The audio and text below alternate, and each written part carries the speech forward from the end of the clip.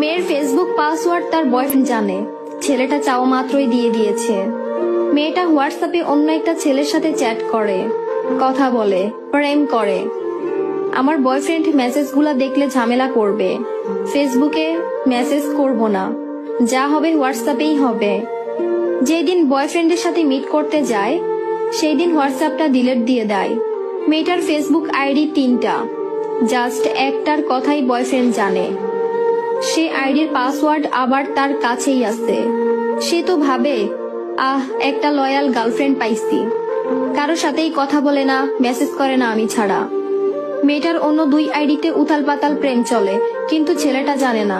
ছেলেদের সাথে কত প্রেম করে মেয়েটা, কিন্তু ছেলেটা জানে আমি একটা মনের মতো মানুষ পাইছি, যে মানুষটা অন্য কারোর সাথে কথা বলে না।